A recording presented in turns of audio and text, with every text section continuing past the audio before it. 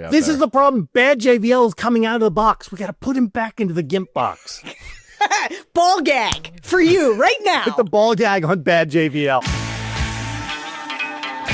Hello, everyone. This is JVL here with my best friends, Sarah Longwell and Tim Miller of the Bulwark. Guys, last night, Donald Trump sat down with Fox News and Laura Ingraham thought, who is this insane old person in front of me? It was one of the weirdest interviews I've ever seen. Tim, you did a quick reaction on it last night, but I want to talk more about it. Okay. But Sarah, the first thing I wanted to ask you about is the weirdness of there is this issue that was never spoken of even once on the campaign trail, period, the end. It is not, so far as I can tell, an issue that any Republican has ever thought about or talked about, which is the actual annexation of Canada. And now it is so important that the President of the United States just can't stop talking about how vital it is to American interests and spent 4 minutes, like spent 20% of his interview with Laura Ingraham talking about. I mean, I have so many questions, but the first of all is, do you think anybody cares? Like, is anybody looking at this and saying... The Canadians care. The Canadians care a lot. Right. And so do I had Mark Leibovich is on the pod, the focus group pod this week. Oh, yay. Yeah. What an upgrade over the fucking downers we've had lately. We had to listen to raw audio of 19-year-old men a couple weeks ago. We had to relive COVID. Like, thank God we have Leibovich on. We needed some candy on the focus group podcast. I made that COVID episode just to make JVL's head explode. Oh, my gosh. Look, we shouldn't speak ill of guests on our shows. So we shouldn't, because she was great and she's right. And everybody who wants to yell at me about it. Yep, yeah. She was great and she was right. The truth is, the fault for vaccine hesitancy is the people, the lay people who just said to their crazy friends, stop being crazy. Why are you into conspiracy theories? They should have That's actually not what had, she said. That is literally what she said. That's not what she said. That is literally what she said. But no. Good JVL is here. Yeah. She was and great. many of the listeners, and like she was me, right about everything. Looked at the headline of the focus group last week, and it was like, COVID 5 years later. And we're like, nope, delete. And so they don't even know what we're talking about. So, okay, great. Well, here's the thing. If nobody listened to... Dr. Wen also believes that nobody has agency except for, like, good people. Bad people have no agency and no responsibility for their act. I'm sorry. It's a pretty common view, actually, out this there. is the problem. Bad JVL is coming out of the box. We got to put him back into the GIMP box. Ball gag for you right now. Put the ball gag on Bad JVL. We're not doing... Anyway, different focus group, had Leibovich on the pod. And so he went to Greenland. He went to Greenland, like, during inauguration. And so he had this great piece where, like, at first, they were like, oh, my God, people are talking about Greenland. I don't know if you know this. I didn't know this. But there's, like, 12 people who live on it's like the size of 3 Texases. Yeah. There's only 12 people there. And those people actually, in the beginning, were like, oh, my gosh, they're talking about us. Little old us. Look at this. Greenland in the news. Like, yeah, we're not red, white, and blue land, but Greenland, but fun. They're talking about us. And then so they had a watch party during inauguration. And they were like, maybe he's going to talk about us. And then he started with his dark, insane thing. And that Mark said the vibe in the room was everybody's like, please don't talk about us. Please don't talk about us. Like, oh my God, what is happening? And it went from being funny to like not funny. And then apparently he did skip them and they were like, thank God, because he did Canada, the Gulf of, America, the Panama Canal. Here's my main takeaway from this. It is not funny to Canadians and it is not funny to just joke about America's superpower invading a sovereign country, especially one that we're friends with, especially because they're like, who is this insane person? And he might do it. But I gotta say, like, do I have a bad Sarah? My bad Sarah does think this is a really funny punking of MAGA followers, because MAGA followers they have ingested this idea that they are on the moral high ground because they want peace. They want peace everywhere. That's why we gotta give Putin what he wants, because we want peace. We want peace. So when Trump's like, let's invade Canada. And they're all like, yeah, do we want this? Do we care about peace? Should we go after our friends? It's like the Scott Jennings, Laura Ingraham, whoever, all of these people watching Trump make them get on board with this stuff is like slightly my favorite thing. Did you read the transcript or did you watch? Because Laura Ingraham has this frozen face and not like the normal Botoxy. Guys, I'm really struggling with watching him. I did my duty. Laura Ingraham is just this like wide-eyed. No, but come on, really. You're understating it. You're understating. Laura Ingraham is like, what is happening? Laura Ingraham is like, you're at Thanksgiving and, you come home one year and one of your parents is just like kind of tipped over to the other side of being a little kookier than they used to be. Same person, but, they're extra 200%. You love them.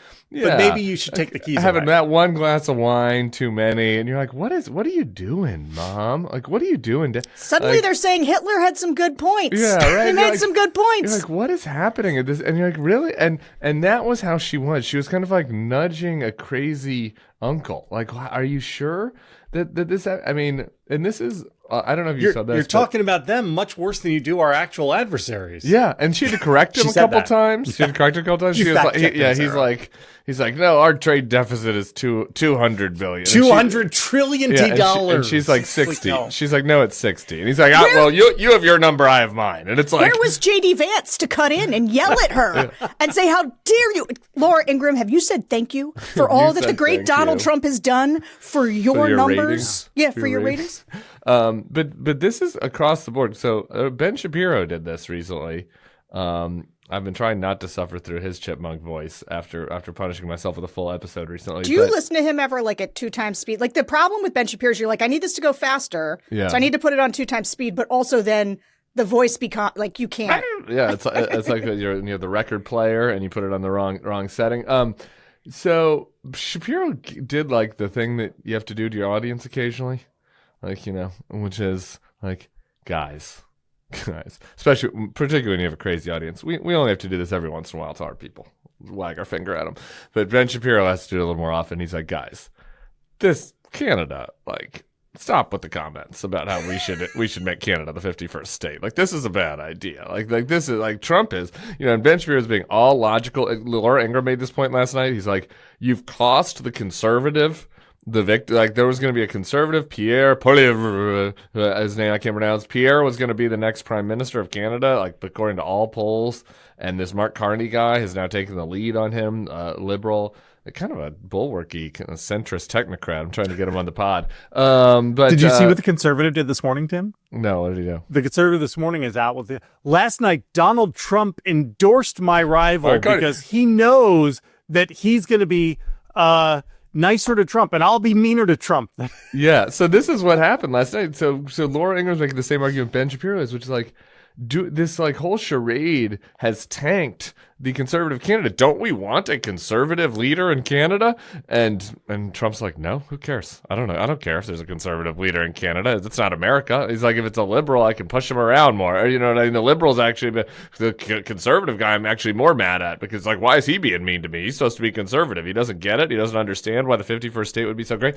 I mean, so Ingraham and Shapiro are both trying to, like, appeal to the rationality of this, which is like the trade deficit isn't that bad. They're our ally. It actually helps us. And Trump doesn't move an inch. And he's like, Canada is meant to be our 51st state. So I don't know. This is where Bad Tim comes in. If we're going to do bad everybody, I say to Marco Rubio and to Trump and to JD Vance, at this point, I'm tired of hearing about it.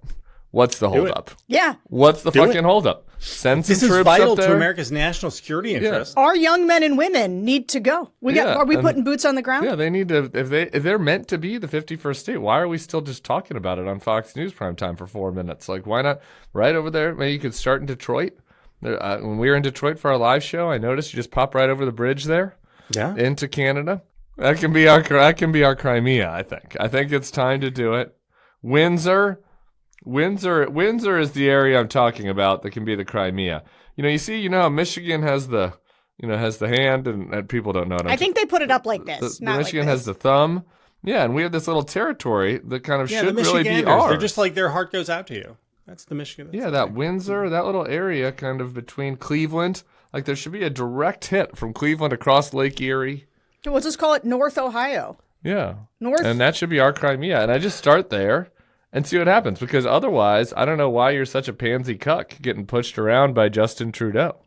I don't get it. So that's where I'm at on it. So can I get actually angry for a minute? Oh, yeah. Mm-hmm. It's coming for me in So, a couple segments. So Trump is denigrating Canada and talking about what a loser nation it is that's always taking advantage of America. Canada, 158 Canadian soldiers died in Afghanistan. Canada didn't have any beef with Afghanistan. The Taliban didn't blow up any buildings in Canada. Why did they do that?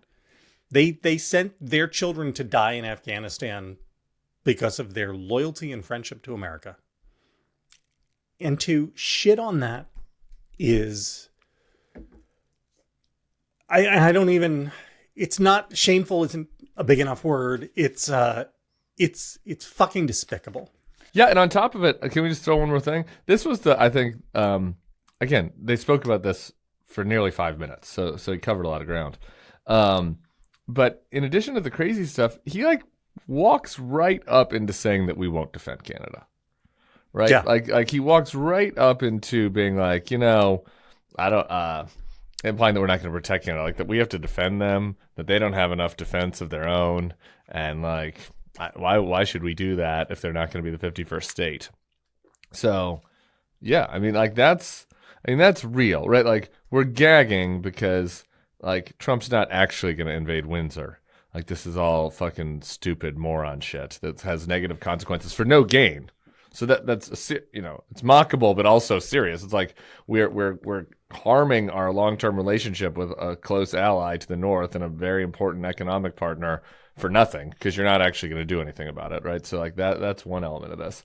But like the other element is like, again, you wrote this about Germany a while back, JVL, but it's like, does Canada need to think about a nuke? I don't know. 100%. Like I can't for sure. Mark Carney is going to, if he wins this, or Pierre for that matter, like they're probably going to start spending more on defense and like having to reorient stuff and decouple from us in various ways, like start trading with other people. You know what I mean? Like there are going to be real ramifications to this moronic gag that we're getting nothing out of. Well, why wouldn't they? I mean, just thinking so actually Laura Ingraham brought this up, believe it or not. She said, do you want the Canadians to more closely ally themselves with China? China, yeah, she did. And the truth is, if you're Canada and you have a bellicose neighbor to your south with a gigantic border, and the Chinese aren't great, but you do have an ocean between you and them, why wouldn't you? Right? I mean, I think that on goes trade too far. at least. What about Yeah. economic? On on economic, trade. not a That's what I'm saying. military partnership, but an Yeah. economic. Not a military partner, but right. Why not build more closer ties One with often China? precedes the other. Here's can I just say this about Trump? I let George Conway do the psychoanalyzing of Trump because I don't want to be in that guy's head. I don't know about And George read a lot of books, and let's be honest, George is smarter than actual psychologists on this. He's had several psychologists tell him that he knows this better than they do. Okay, well, whatever. But so I don't like to be innocent, but I will say it is, I think, the first time we were spared a lot of like Trump's pathologies manifesting as policy. And this time we're not. And one of Trump's issues as a human being is that he's never had friends. Right? He's not a likable person who's had friends. And so he actually doesn't understand relationships. He thinks about the art of the deal, right? And how you bully people and how you leverage people. But he has no idea. And this is a thing that's actually, if you've never had friends in a meaningful way, like as a human in your life, where you understand what it means to like have someone's back on the grounds of nothing's in it for me except this relationship matters. You've never understood what loyalty means, what shared values mean. Then his foreign policy is now reflecting his absence of understanding around those things. He's having also, friends he with his doesn't siblings.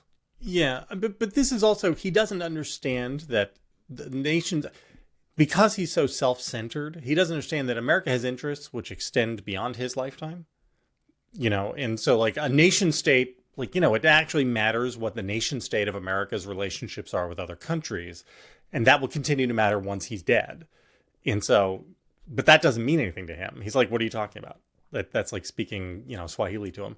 I would say these things are important. Like, even if he never does anything, it does change Canadian policy, right? Our friends are like, oh, he's just trolling you and this isn't real. This is a case where it actually is pretty real because it's going to cause Canada to reorient a bunch of policies. Imagine, so Trump is, let's just hypothetically, Trump's a 4-year phenomenon. And what happens after Trump? Do the Canadians trust us again for at least a decade? Like, why would anybody trust us again? How could you? And this is where, one last thing. Yeah. I've been thinking a lot about USAID, which is not an agency I had thought much about for a long time. But what I've been thinking about is the unseen, unfelt immediate consequences that have deep long-term ramifications that are difficult to see unless you're there. And if you take USAID and you couple it with Voice of America, which has been shuttered, you couple it with Freedom House, the entire sort of apparatus that we had that was soft power, pro-democracy stuff around the world.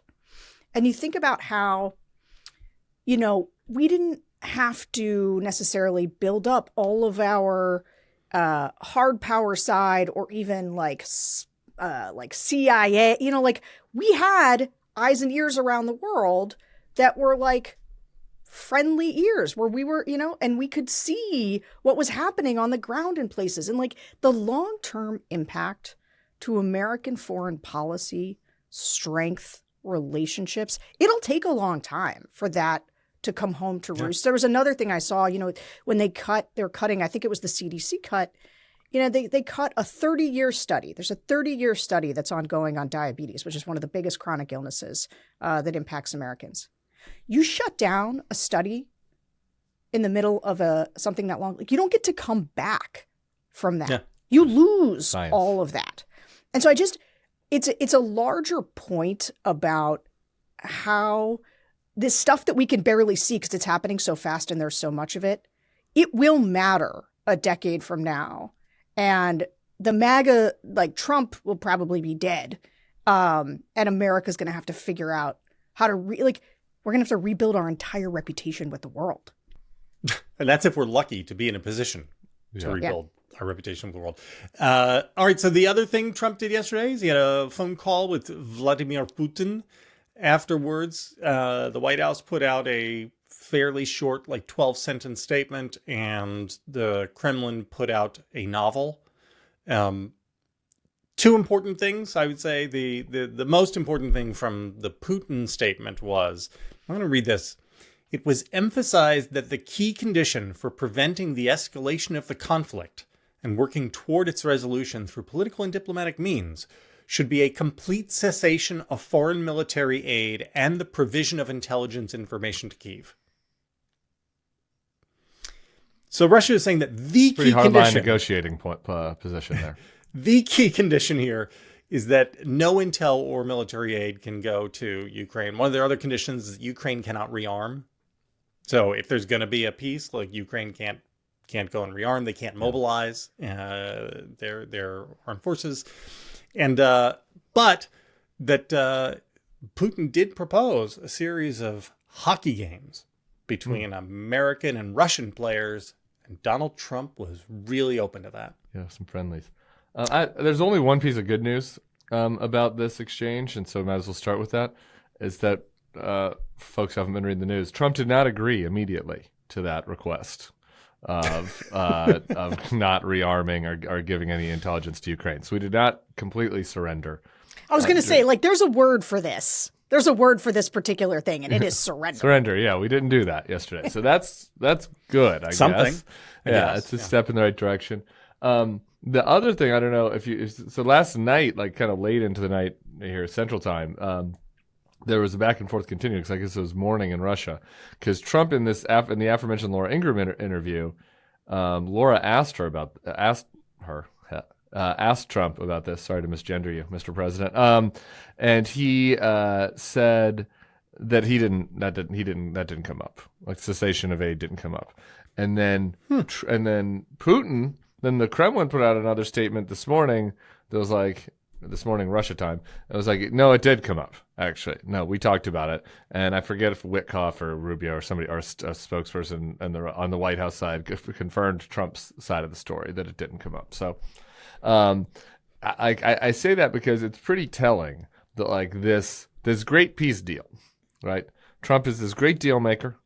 He's going to solve it in 24 hours. Didn't solve it in 24 hours. But you'd think that once you got to the table with Putin, then it could take about 24 hours, right? And now I think that's more of a fair interpretation of his promise. So he gets on the phone call with Putin. Putin makes him wait an hour. And then he gets to the phone call. And they're on the phone for quite a while.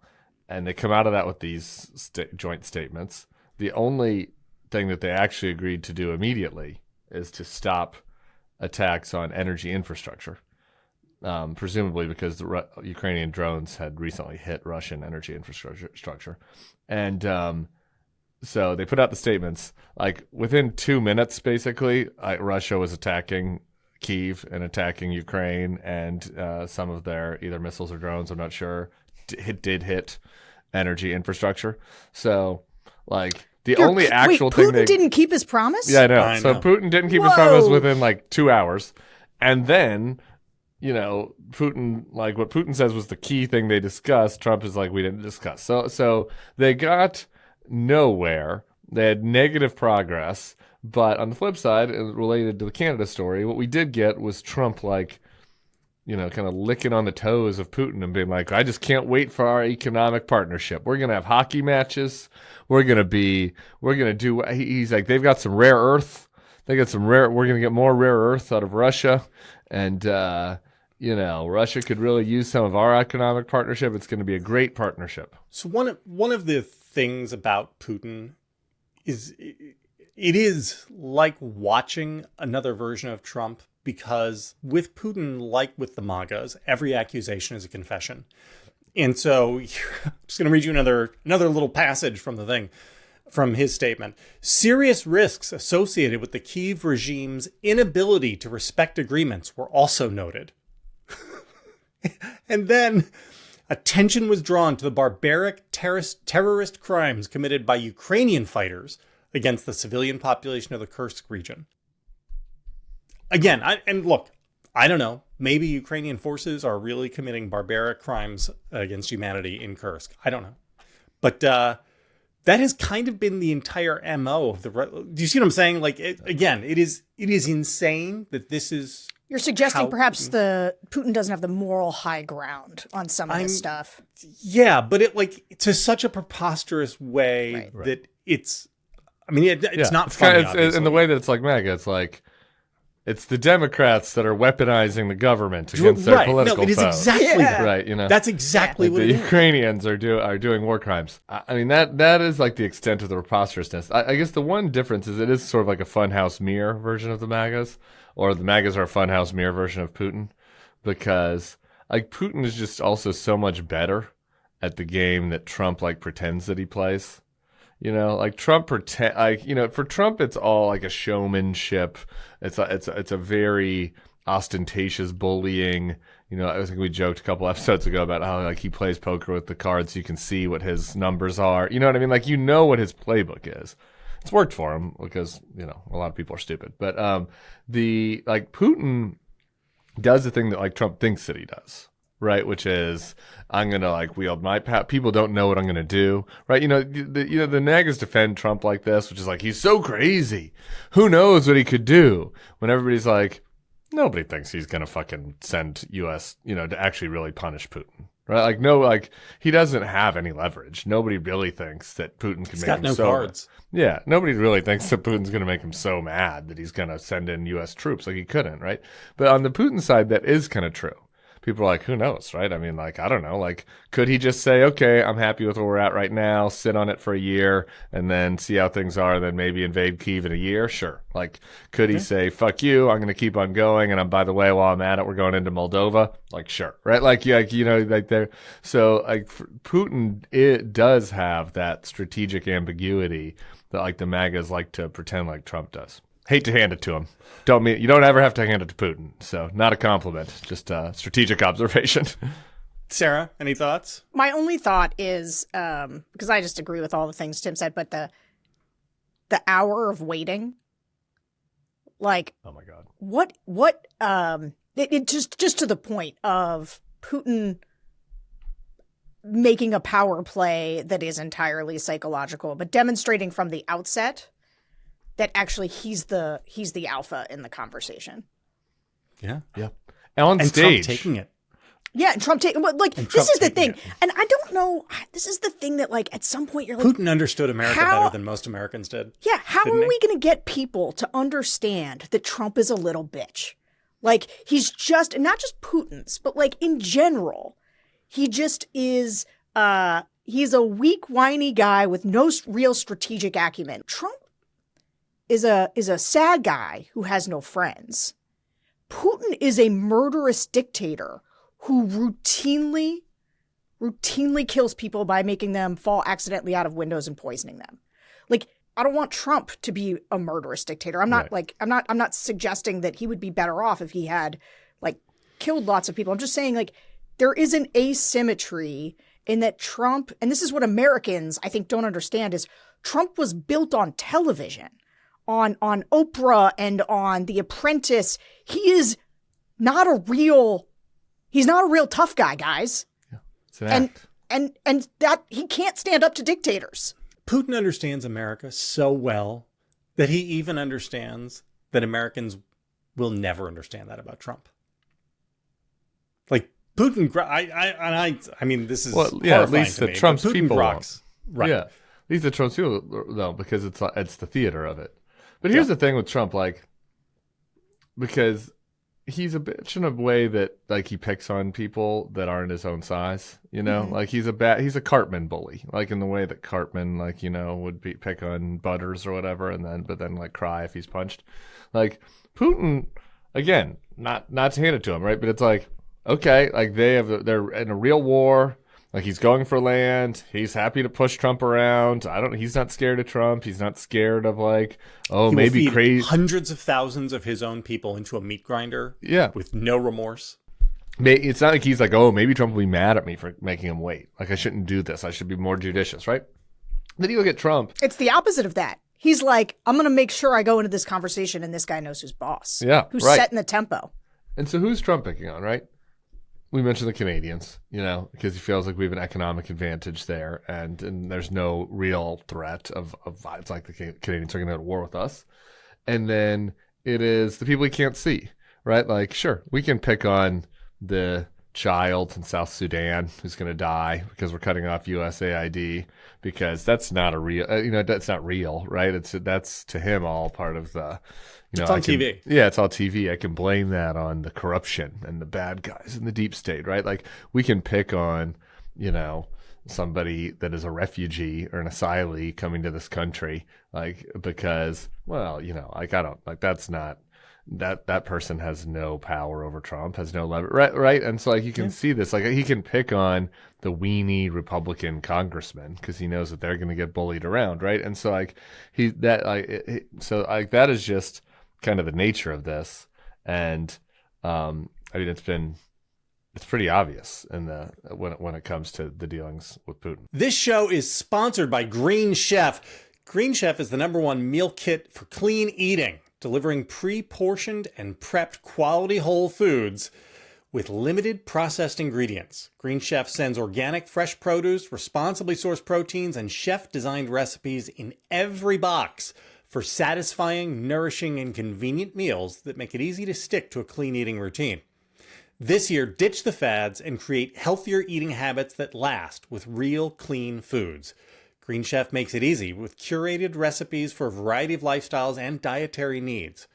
Want to create better eating habits that last? Green Chef makes it easy with dietitian-developed recipe options featuring fresh, organic produce and quality whole foods delivered to your door each week. Set your health goals in motion this year with Green Chef's Reset Collection, available for a limited time. Whether you're starting a weight loss journey or looking to maintain, Green Chef has you covered with a curated assortment of dietitian-approved recipes that offer fiber support, are lower in saturated fat, and come in under 700 calories per serving. Stay on track even on your busiest days with salads ready in 5 minutes or less, ready to blend smoothies, and grab-and-go protein-packed breakfasts. And did you know Green Chef is owned by HelloFresh, one of our other friends? With a wider array of meal plans to choose from, there's something for everyone. I love the Green Chef stuff because it's easy. Good food, it actually tastes good. So good that all of my kids will eat it, which is what's important. But the most important thing is that it is easier for me to make and prepare. They make it so simple. It's all pre-prepped. You just throw it together. An idiot could do it. I do it, which means an idiot could do it. Thrive all year with clean, easy meals from Green Chef. Go to greenchef.com/nextlevelfree and use code nextlevelfree to get started with free salads for 2 months plus 50% off your first box. That's free salads for 2 months plus 50% off your first box with code nextlevelfree. Get the #1 meal kit for eating well today. It's amazing to me that we're talking exclusively about things that Trump has done in the last 18 hours because we can do a whole show about things Trump has done in the last 18 hours now. That's well, we had a horrifying. whole show map that was everything. That was a bunch of other things, and now we're only talking about the stuff that just happened. No, well, I'm going to move us on, though, to another thing he did yesterday, which is he fired 2 Democratic commissioners on the Federal Trade Commission, Alvaro Bedoya and Rebecca Kelly Slaughter.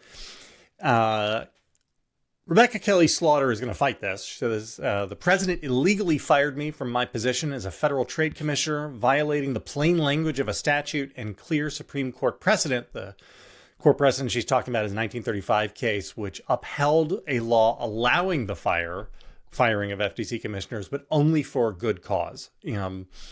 And this ruling has been broadly construed to mean that it shields certain independent members from agencies from direct White House control. She's going to go to court and sue Trump and the administration. There are a bunch of questions about this. The first of which is, this is a trial balloon on firing Jerome Powell, I think. Agree? Disagree? No? I mean, Jerome Powell is a dead man walking at some point. Like, I don't exactly know when. I forget who I was talking to yesterday, and they're like, they're just gonna take over the, and move interest rates down if they don't get what they want. There are trial balloons everywhere, and this is right now. We are in the midst. You can't see them. What's that song? 99 red balloons. 99 Luftballons. Yeah, it's German. Appropriate. They're sailing all around us right now. These invisible trial balloons. Mahmoud Khalil is a trial balloon, right? Mm-hmm. The Venezuelan gang members, that's a trial balloon. These are like, who's difficult? Who do public opinion not want to defend, right? Venezuelan gang members. So like, we're going to defy a court order on that and try to force people to defend it. Who do people not want to defend, right? Somebody, lots of people want to defend Mahmoud Khalil, but it puts a lot of Republicans in a tough position of feeling like they don't want to defend somebody who has what they would consider Hamas sympathies. I have yet to see whether or not what the stuff is true. But the rest of these things, they're all trial balloons. It's like, can we do this? Will someone stop us? And I would just like to point out, once again, the only person fighting back is just this woman who, it's just some woman who's going to be like, no, I'm not going to let him do this. But yeah, no, he wants Jerome Powell because they know they're screwing up the economy. They know that the tariffs are going to increase inflation. Trump wants his tariffs. The only way to combat that is to lower interest rates. Yeah. No, that's the problem. If there's inflation, probably won't work. Lowering interest rates I know, will make it worse. this is what Trump thinks, economy. right? Trump doesn't understand this stuff. If Trump fires Jerome Powell, the markets will fucking melt down. Oh, yeah. I mean, this is the thing that I do wonder: is nobody around him to explain to him? Jerome Powell only has a year left. But here's the other thing, right? So like, he'll just he might not even have to do that. Like, he can just, the term ends and he's gonna appoint some hack that'll maybe Besant, right, to just do what he wants. Don Jr. Here's the thing. I don't want to pretend. I'm not an FTC expert, and I'm not going to pretend like I am one on this podcast. But here is just for a broader picture about what is happening throughout the federal government. there are a number of these like commissions that are set up like the FTC that are supposed to be nonpartisan, right? You have 2 members that are appointed by one party or one president, 2 members by the other, and then it's really 3 by the incumbent president, so that that the administration that is in has a modicum of maybe not control, but kind of guidance on what these policies will be closer in line to what they want than what the previous administration wanted, right? And people were very mad at the FTC, because of in the last administration, because of Lena Khan, who was the chair, who was she was a lightning rod for kind of right-wing tech bros. So it's not surprising that they're going after the FTC first because of her. But here's what was really going to happen is they're just going to basically bring an end to this norm. This is another quote-unquote norm that is just gone, right? Of a federal government that the FEC has already been basically neutered, but if the Federal Election Commission tries to do anything to go after them, the Federal Election Commission might not even have any Democrats on right now because that's such a shit show. I'd have to go look, but they're not going to ever reappoint anybody to any of these things. It's the same thing for the FCC, where you've just been talking about the Fed, and there are a handful of these things that create stability, it creates trust, right? It's supposed oversight. So obviously, when one administration it's going to have a more favorable view of an industry that it's favorable to that party than the other industry, right? I mean, so it's not like these things are perfect, right? But having the minority party commissioners on there allows for in the extreme cases, they're okay, well, even the Republicans will go after this bad actor in this industry, or even the Democrats are this has gone too far on when this union, the NRLB is another one of these, right? This union activity, right? So I just think that this is just going to be another example of who knows if this matters in any meaningful way in the short term, but long term, it is just totally weakening another one of these more nonpartisan institutions and turning the government into just a more soft authoritarian type government. Sarah, you're not going to like this. You're not going to like this at all. I'm ready. Joe Biden had to replace one of the Republican slots on the FTC, and so he replaced him with a Republican, a guy named Andrew Ferguson. Because Joe Biden believed in all these norms. Andy Ferguson from the Weekly Standard? That. Different Andrew Ferguson. This guy, who is now the chairman of the FTC, was asked about Trump firing the 2 Democrats. And he said that he has, quote, no doubts that Trump has the constitutional authority to do it. And it is, quote, necessary to ensure democratic accountability for our government.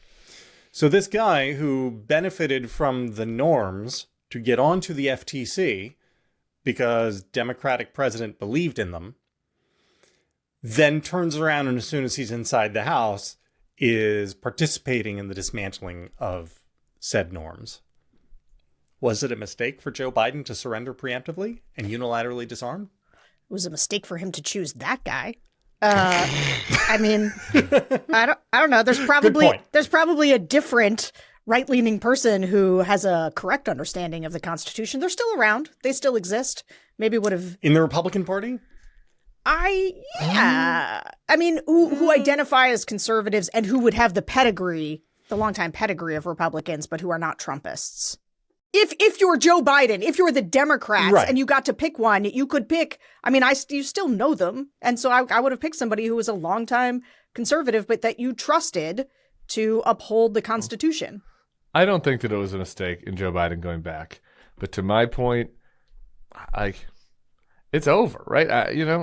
Assuming we move forward on this, right? What, you think that President... who knows? Maybe they will, and this will nicely transition us into talking about Chuck Schumer. But I think President, whatever, Chris Murphy, Josh Shapiro, AOC, Jasmine Crockett, President Jasmine Crockett or Cuban would, I guess, because he's more of an outsider. But are these guys gonna appoint a Republican to this board? I guess. Maybe, but I don't. To me, it's kind of I think it's over. So, and this brings us to the Chuck Schumer thing. So this morning we had some breaking news that in Ann Carney and Luke Broadwater's new book, They sat down with Chuck Schumer over a glass of wine in June of 2023 and asked him about what the Republican Party was going to do. And he said, here's my hope. After this election, when the Republican Party expels the turd of Donald Trump, it will go back to being the old Republican Party. Did he say that? That's Schumer's quote. You know, it's funny. Whenever I'm doing like a talk or something in front of people, I have the whole thing that I say where I'm like, let me save you guys some time. The Republican Party that you knew 10 years ago is never coming back. Like, do not, like, promise you, gone really deep on this one. And it is not coming back. And this is the problem, is these guys do not get into the world. They do not, and they go out for drinks with the Republicans, or they talk to them in their office, and they're like, yeah, it's all just, we're going to bide our time till this guy's over. Get in the world and listen to voters. Understand the incentives that are being created for this party. Understand what people want. These guys, it's Nikki Haley, and it, like, this is where Pence, like, these guys, they ran for president. I'm like, who do you think is voting for you? Have you talked to a voter? They want to murder you, the ones in your own party. Nikki Haley, the only people voting for you. Okay, they went to Sea Island. Oh, yeah, they went to the AEI retreat. Yeah, this is these guys have no idea what's going on. What do the kids say? They do not know what time it is. They don't know what time it is, and they are not cooking or slaying. Sarah, but I want you to say it for the viewers. Why is it that the party isn't going back? Okay. I see what you're doing. I'm saying you know the answer. I know. I know the answer to this, and you do too. I just want you to say it for people because they need to hear you do your thing. It is, look, the voters in there's been so much. People are red pilled. This is not a Republican Party anymore, right? There are the voters. They want to fight. Like, there is, the Maha and Elon, like, everything has changed. Everything has changed. There is no limited government, free markets, American leadership in the world. Well, actually, there is a party like that. It's like kind of the Democrats. It's like the center left Some of the parts of the Democrats, yeah. But like, there's no Republican Party that believes in anything, and both the voters. You're talking about the voter level, right? Yeah, I know. You're trying to, you heard me say the voters, and now you're like, this is what I say. But I don't, you say that they're all stupid. I'm giving you a chance to do the triangle. Oh, is that what you want? I see what you're doing. I'm giving you the whole, I was trying structural... No, I'm not. This is not entrapment. This is, I'm not treating you like a hostile witness. Yeah, I'm trying to give you your Sarah, your say thing. it. Say it. The voters are all corrupt and unserious, and this is why it all happens. Oh, you're right. It is Republican Triangle of Doom. It is that there is. I haven't talked about this as much on this show, so if you're new to this show, the Republican Triangle of Doom, which these guys laugh when I make this particular. Thank you. If only it was a diamond of doom. It is the toxic and symbiotic relationship between voters, the elected officials, and the right-wing media infotainment ecosystem. And they loop on each other. And as a result, there's no going back, guys. There's no going back. We're surely not going back. We do know that. That was a statement of fact. I don't know if you saw this, but Schumer, in addition to talking about how the Republicans were going to get into, get rid of the turd of Trump. I want to pull this up here. Something that he said on The Daily Show with Jon Stewart. He said this. I talked to the Republicans, to them here. One of the places is in the gym. When you're on that bike in your shorts, panting away next to a Republican, a lot of the inhibitions come off. In the gym, and then like Stewart is like, what the fuck are you, like, in the gym they're only being agreeable with you because they want you to leave them alone. Like, what are you talking about? Like, they're not with you. And I just think the fact that he, like, I apologize, Sarah, for that visual image of Thank you. Chuck That's Schumer like just ruined my morning. Well, I think it's good for all of us. That's why she's a lesbian. Yeah, and it's also good for all of us to not eat breakfast, like we're keeping, this is part of my service to everybody. Skip a meal. Think about Chuck Schumer in your shorts. Keep it tight. Beach season's coming. But like those two statements together, right, just betray that no matter what you think about the strategic decision about the shutting down of the government, right? Like that even if you agree that like, it was too risky to shut down the government, who knows what Russ Vought and Elon Musk would have done, that Chuck just doesn't get it. Like from a strategic point, he doesn't understand the foe. And you cannot beat your foe if you do not understand them, right? Like you can't. Like that is just a basic lesson from any military, history book, sports, anything. Sun Tzu. You got to understand your foe. Chuck doesn't.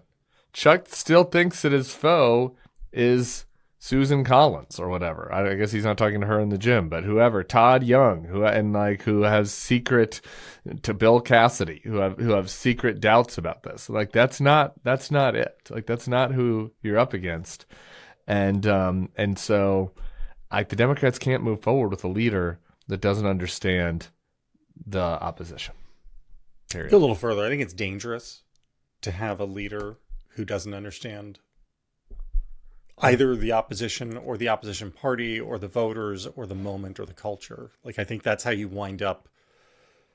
That's how you wind up in making a dangerous situation more risky. Well, and also, I'm sorry, the irony of this guy going and telling Biden, right, at his beach house, he also, I believe, had a glass of wine, sat down with Biden and said, buddy, it's time for you to go. And that Chuck Schumer can't look inward and be like, you know what? Actually, I ought to call him up and say, hey, Chuck. I know. Yeah. Hey, also, Biden. Nancy did it. Nancy did it. Like, you could just do what Nancy did. I'm not even asking you to retire. I know that that's the great fear of every boomer, that they'd have to retire and spend time with their family and not work anymore. I know that that's everybody's great fear. But, like, you don't have, and we're not even asking you to do that. You're not up again until 2028. You don't have to worry about that AOC primary for 3 years. So you can just do what Mitch McConnell and Nancy Pelosi did and just move aside and let somebody that fucking understands the moment lead the caucus. All right, we got a hard out today, and we got to get to dessert. Okay. A few days ago, a state senator in Minnesota, Justin Eichorn, proposed making Trump derangement syndrome an actual mental illness in the great state of Minnesota, the land of 10,000 lakes. Yesterday. Looks like I won't be going to the, Twin Cities anytime soon. Mall of America? Or maybe we can have a kiosk in the Mall of America where we get Xanax or something. That's to offset our Trump derangement syndrome. Yesterday, Minnesota State Senator Justin Eichorn was arrested for soliciting sex from a 16-year-old girl. I'm going to read from the report. Bloomington police led Eichorn, 40, to believe that he was talking to a 16-year-old girl and then met the senator and arrested him Monday near the 8300 block of Normandale Avenue. So this isn't a... somebody forwarded some text messages to the cops and maybe it was complicated. This was, the police were running a sting. It was a sting up. This is To Catch a Predator, basically. It's Chris Hansen. And Chris Hansen. He showed up in the house and Chris Hansen's like, could you have a seat down on the stool? Justin, could you throw a picture? Sebastian, could you throw a picture of Justin Eichorn up on the screen for us, please? Because guys, I want to tell you, it's always the ones you most expect. It's always the ones you most expect. That's right. When you look at Justin Eichorn, I mean, the first thing you think is this guy got elected to public office. The second thing you think of is, oh yeah, he's one of those. Yeah, it's a shame. It's really a shame. I do feel bad for his kids. But I don't. Better to have him in jail. Yeah, probably. That's a great point. That's a great point. Because he's also... You can do both. You can feel bad for his kids that this is... No, feel bad for them, but I think there's a better outcome for his kids. Because there's a lot of kids now who aren't going to be sexually predatored because this guy is in jail. Right. That's a great point. Yeah. But in addition to, coming after Trump derangement syndrome, obviously... big family values guy, big person talking about how, the wokes and the LGBTQIA plus people danger to your children. Big danger. All Maybe of that. You should just leave your children with me. I'm gonna. Yeah, it turns out it's interesting. You might also notice protect them. He's not a drag queen. Have you seen this face before, Tim? Are you watching it? I'm trying not to watch. Not trans, not a drag queen. Not trying to go into women's bathrooms. I'm not going to get this entirely right, but the late, great Christopher Hitchens had this formulation where he said, show me your big, like, homophobe, anti-gay, who's, you're preaching all the time, yelling about these groups, and then set your watch, because down the road, you're going to find that person arrested on their knees in a bathroom with a transsexual Apache. I can't remember what his formulation is. It's some ridiculous thing. But the point is the people who are most vociferous, it's always the ones who are most vociferously family values, all this stuff, who turn out to be, in the a showing of Beetlejuice, doing I'm not going to say what was being done, but it's Matt Gaetz. Listen, I'll just say, this is a party right now who their QAnon wing, which is not an insubstantial wing, is sure that there is a child trafficking sex ring happening in the basement of a pizzeria, so sure that they show up with a gun. That guy got killed later, by the way, by the cops, because these people are crazy. And what? Democrats can't mount a good affirmative campaign about all the pedophiles on the right? Feels like there's a problem. Feels like there's a problem here, guys. Feels like there's a deep problem with pedophilia. Maybe this is like a false flag, right? The whole QAnon thing was a cover to prevent people from looking at the pedophiles within their own ranks. Yeah. Really makes you think. Look, we're just asking questions. Just asking questions. Guys, good show. Actually, great show. Great show. Long show. Hit subscribe, hit like, follow us on the channel. We will be together live this week in Phoenix, Arizona. It's going to be great. I'm looking forward to it. We will have probably that bonus show out for people, maybe, if they subscribe to Bulwark Plus. See you guys next week. Peace. Good luck, America.